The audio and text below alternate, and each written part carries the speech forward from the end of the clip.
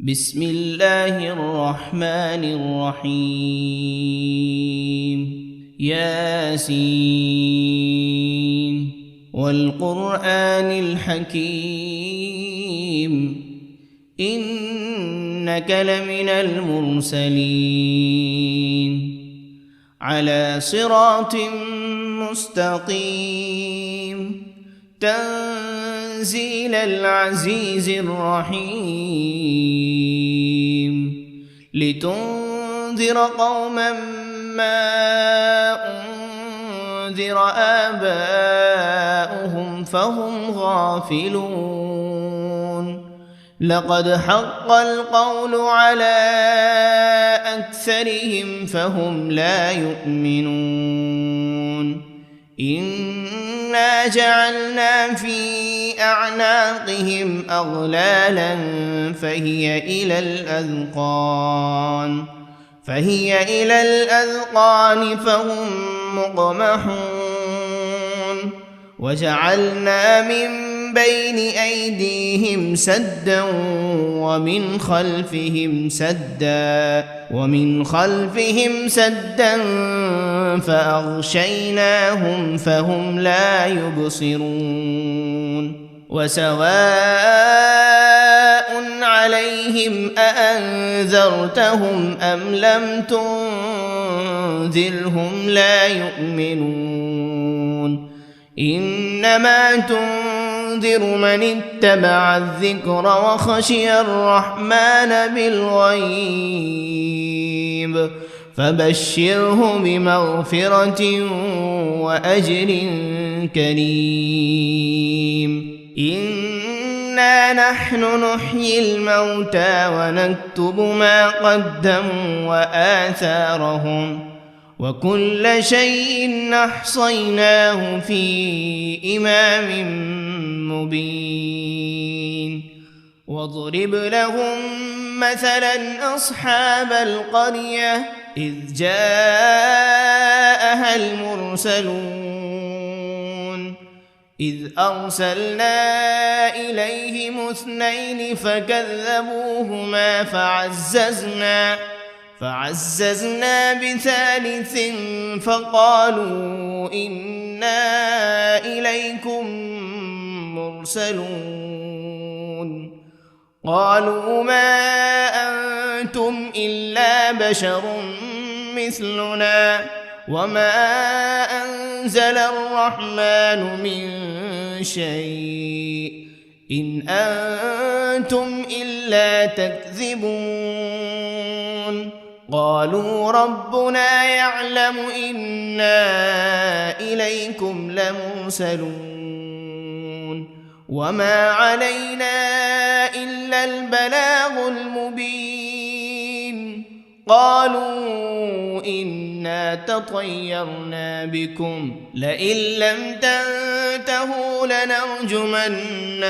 وليمسنكم منا عذاب أليم قالوا طائركم معكم أئن ذكرتم بل أنتم قوم مسرفون وجاء من أقصى المدينة رجل يسعى قال يا قوم اتبعوا المرسلين اتبعوا من لا يسألكم أجرا وهم مهتدون وما لي لا أعبد الذي فطرني وإليه ترجعون أأتخذ من دونه آلهة إن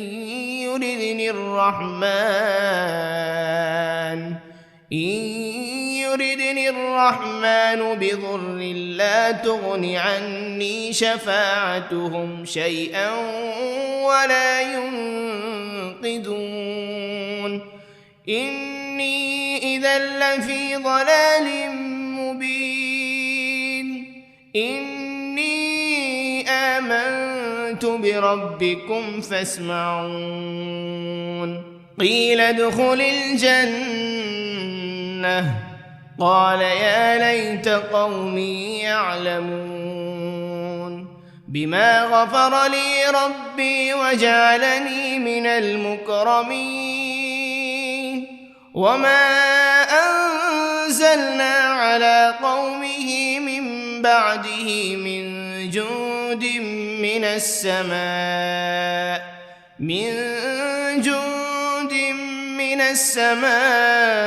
وما كنا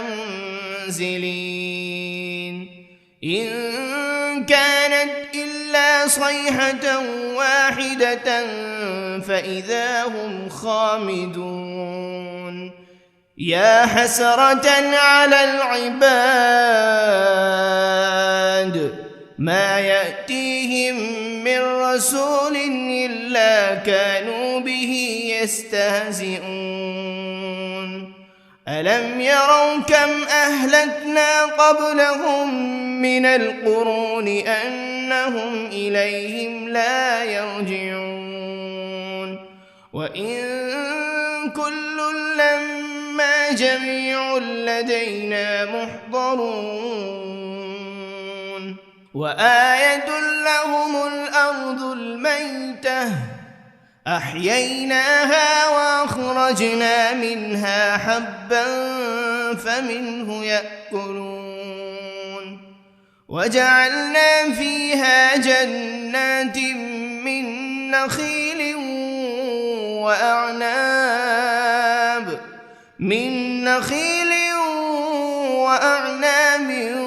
وفجرنا فيها من العيون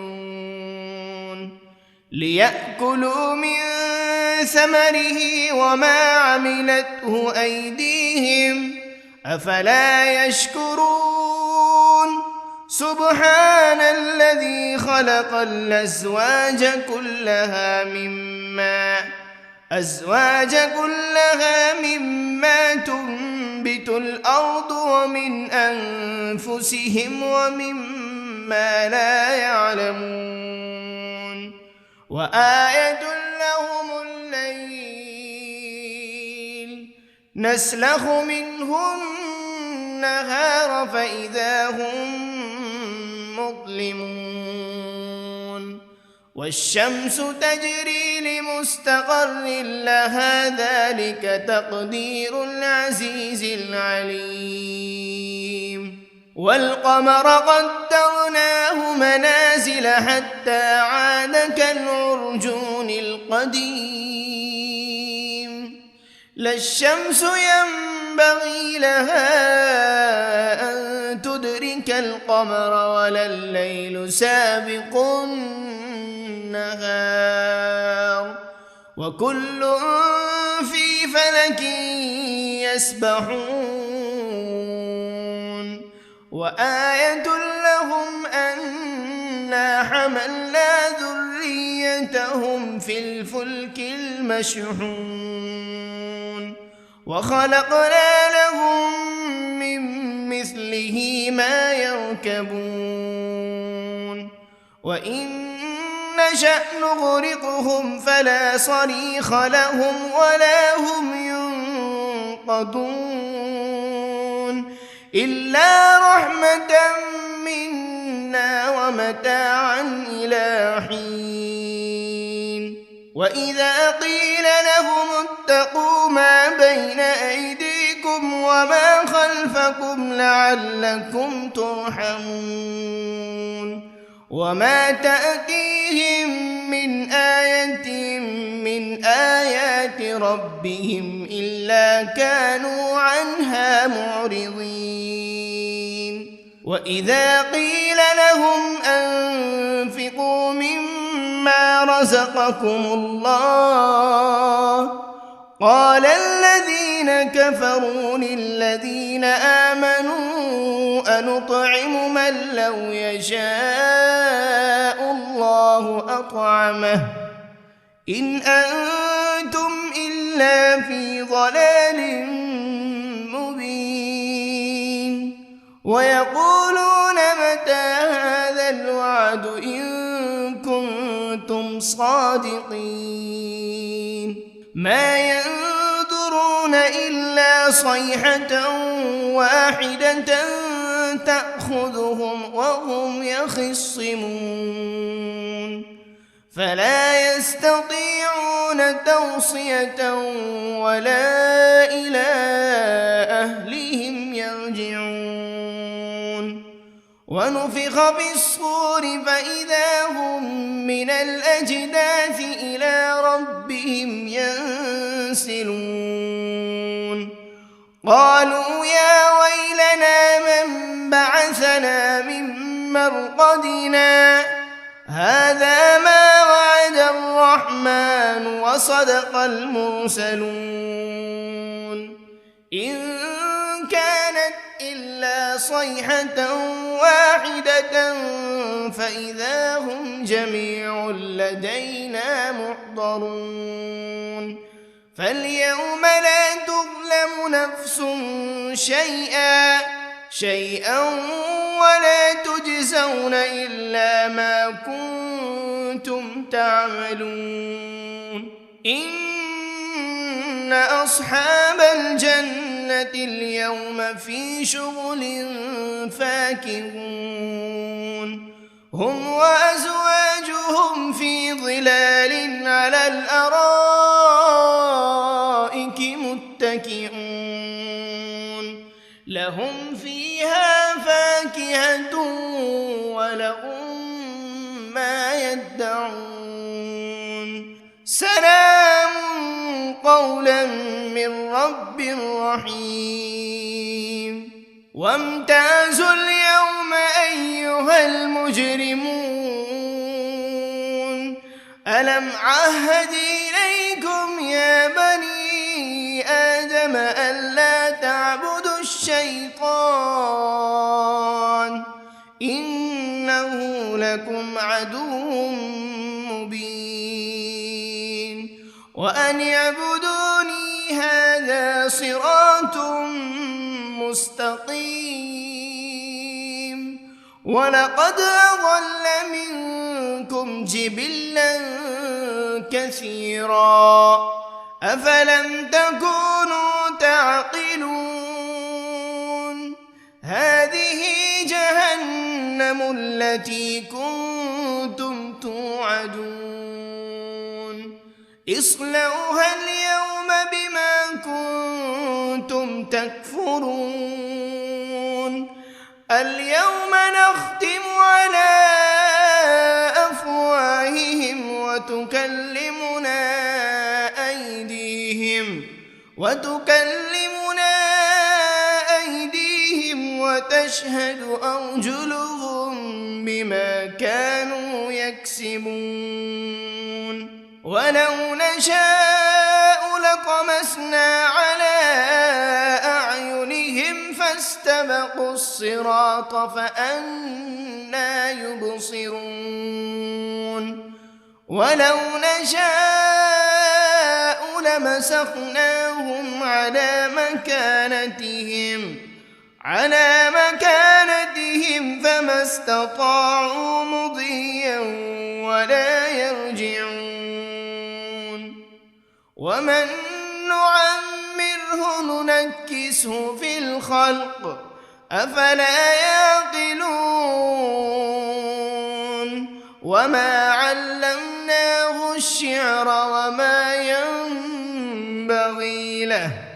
إن هو إلا ذكر وقرآن مبين لينذر من كان حيا ويحق القول على الكافرين أولم يروا أنا خلقنا لهم مما عملت أيدينا أنعاما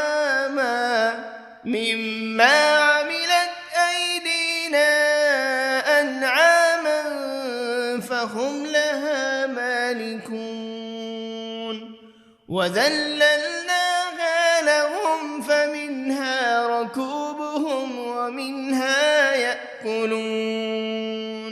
ولهم فيها منافع ومشارب أفلا يشكرون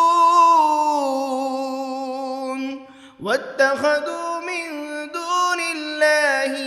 آلهة لعلهم ينصرون لا يستطيعون نصرهم وهم لهم جند محضرون فلا يحزنك قولهم إنا نعلم ما يسرون وما يعلنون أولم ير الإنسان أنا خلقناه من نطفة فإذا هو خصيم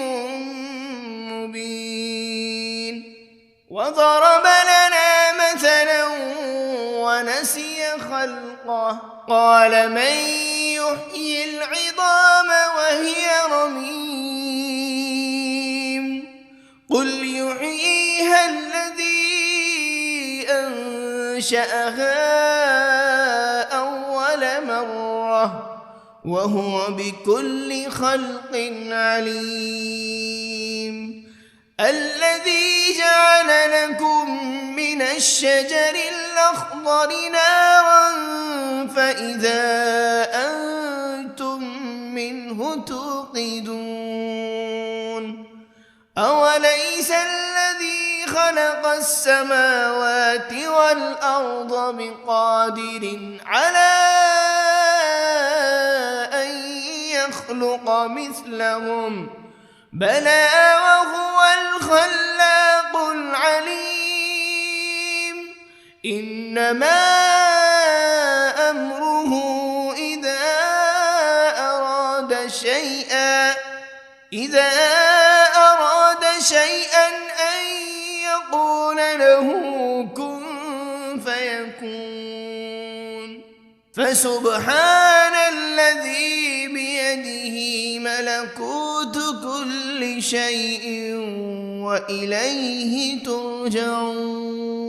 بسم الله الرحمن الرحيم ياسين والقرآن الحكيم إنك لمن المرسلين على صراط مستقيم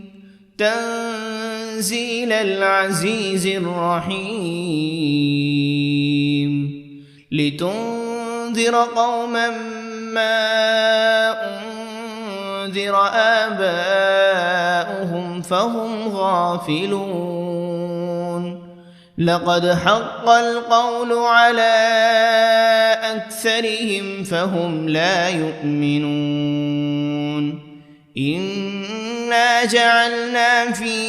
أعناقهم أغلالا فهي إلى الأذقان فهم مقمحون وجعلنا من بين أيديهم سدا ومن خلفهم سدا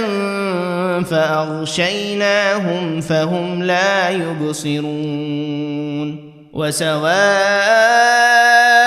عليهم أأنذرتهم أم لم تنذرهم لا يؤمنون إنما تنذر من اتبع الذكر وخشي الرحمن بالغيب فبشره بمغفرة وأجر كريم إنا نحن نحيي الموتى ونكتب ما قدموا وآثارهم وكل شيء أحصيناه في إمام مبين واضرب لهم مثلا أصحاب القرية إذ جاءها المرسلون إذ أرسلنا إليهم 2 فكذبوهما فعززنا بثالث فقالوا إنا إليكم مرسلون قالوا ما أنتم إلا بشر مثلنا وما أنزل الرحمن من شيء إن أنتم إلا تكذبون قالوا ربنا يعلم إنا إليكم لمرسلون وما علينا إلا البلاغ المبين قالوا إنا تطيرنا بكم لئن لم تنتهوا لنرجمنكم وليمسنكم منا عذاب أليم قالوا طائركم معكم أئن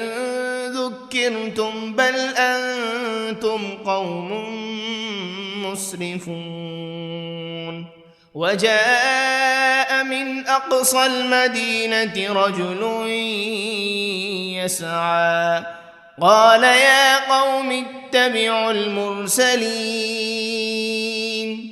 اتبعوا من لا يسألكم أجرا وهم مهتدون وما لي لا أعبد الذي فطرني وإليه ترجعون أأتخذ من دونه آلهة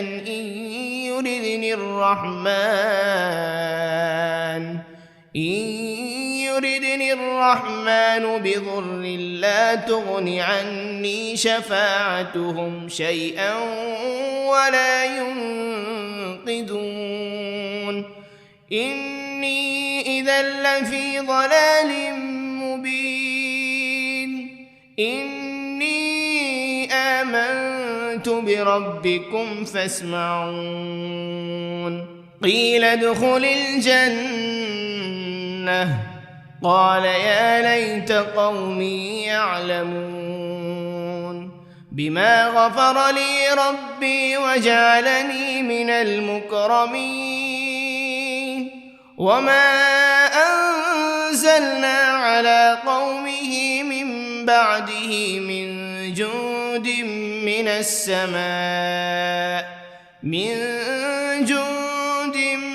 السماء وما كنا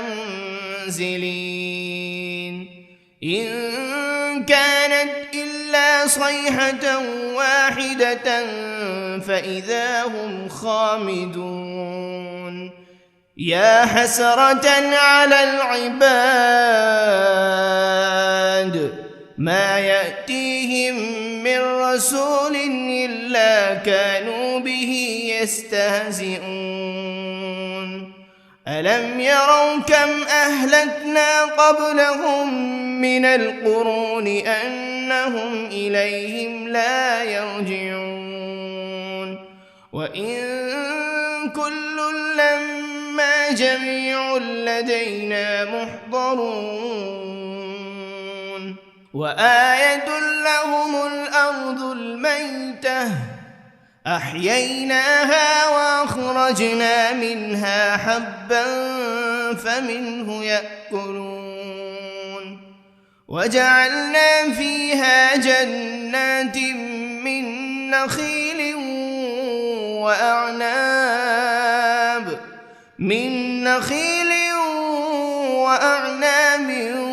وفجرنا فيها من العيون ليأكلوا من ثمره وما عملته أيديهم أفلا يشكرون سبحان الذي خلق الأزواج كلها مما تنبت الأرض ومن أنفسهم ومما لا يعلمون وآية لهم الليل نسلخ منه النهار فإذا هم مظلمون والشمس تجري لمستقر لها ذلك تقدير العزيز العليم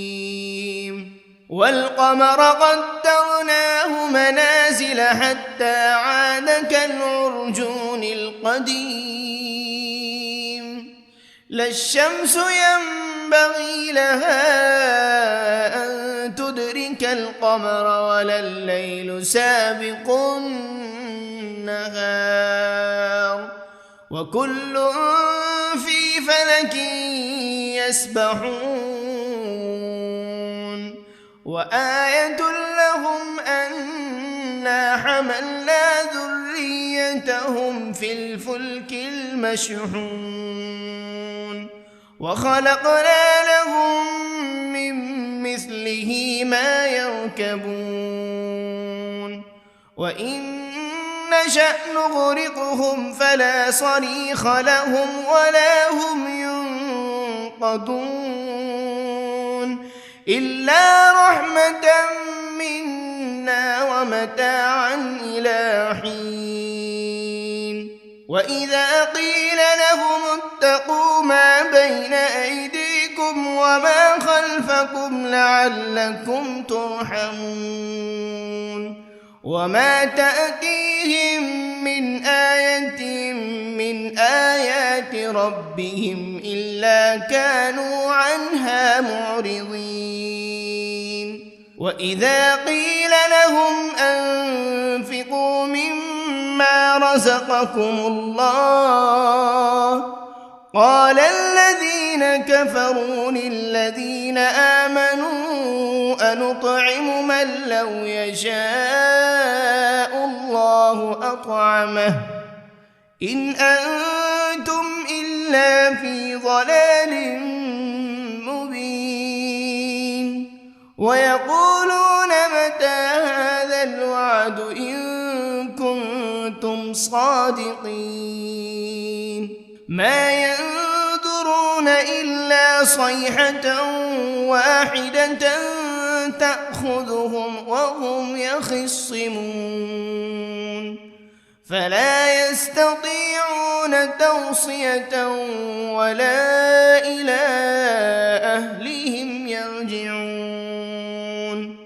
ونفخ بالصور فإذا هم من الأجداث إلى ربهم ينسلون قالوا يا ويلنا من بعثنا من مرقدنا هذا ما وعد الرحمن وصدق المرسلون إن كانت إلا صيحة واحدة فإذا هم جميع لدينا محضرون فاليوم لا تظلم نفس شيئا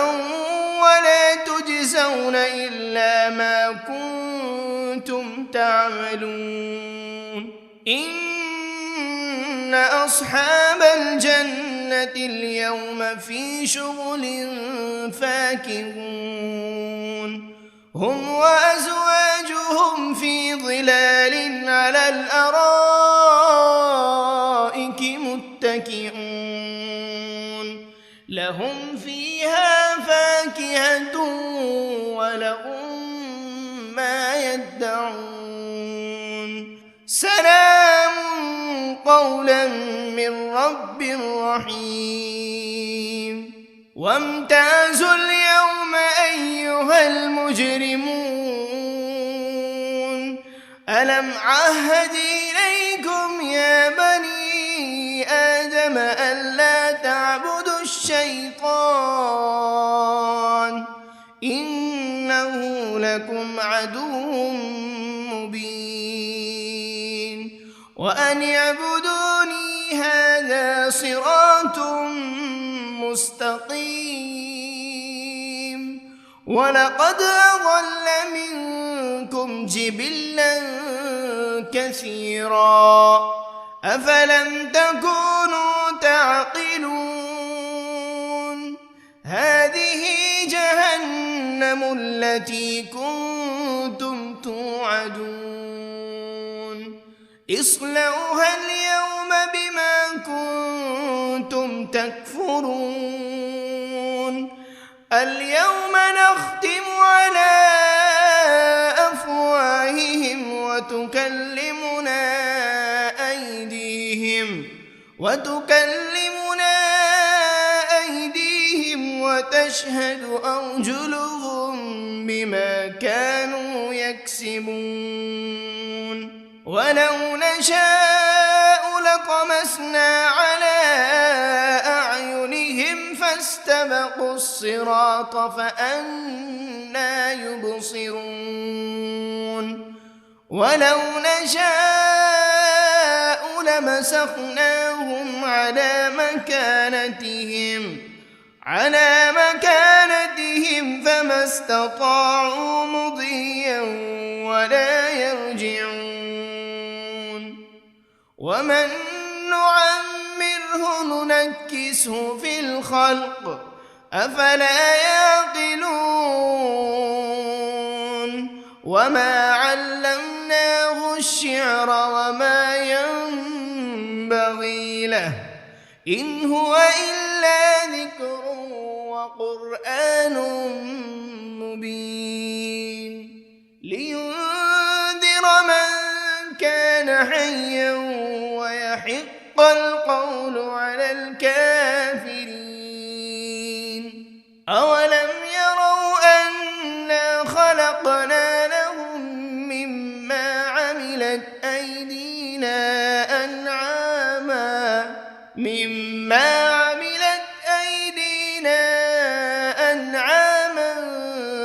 فهم لها مالكون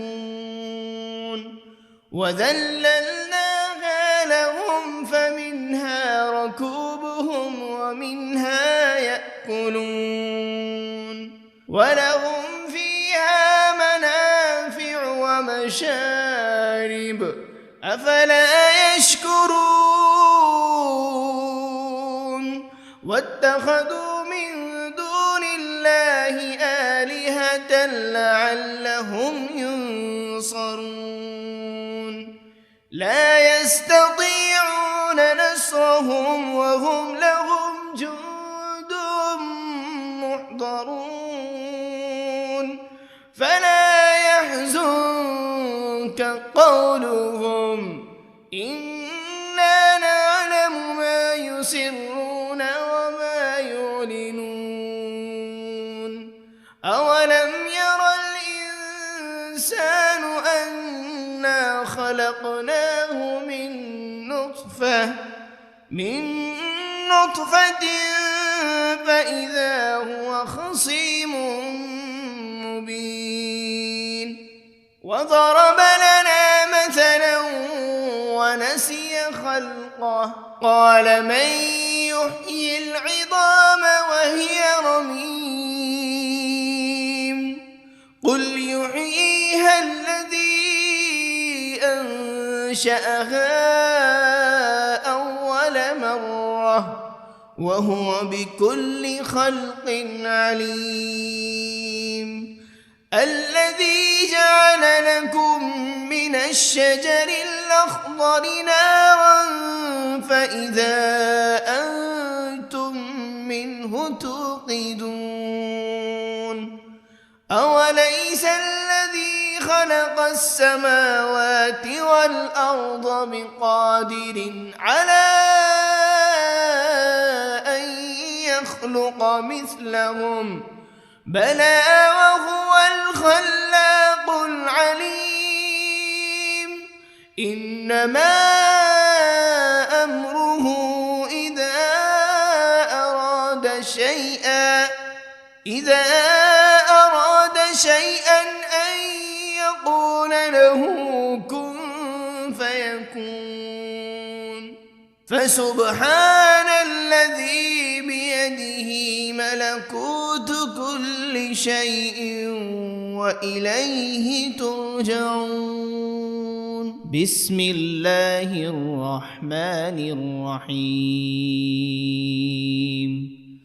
الرحمن علم القرآن خلق الإنسان علمه البيان الشمس والقمر بحسبان والنجم والشجر يسجدان والسماء رفعها ووضع الميزان ألا تطغوا في الميزان وأقيموا الوزن بالقسط ولا تخسروا الميزان والأرض وضعها للأنام فيها فاكهة والنخل ذات الأكمام والحب ذو العصف والريحان فبأي آلاء ربكما تكذبان خلق الإنسان من صلصال كالفخار وخلق الجان من مارج من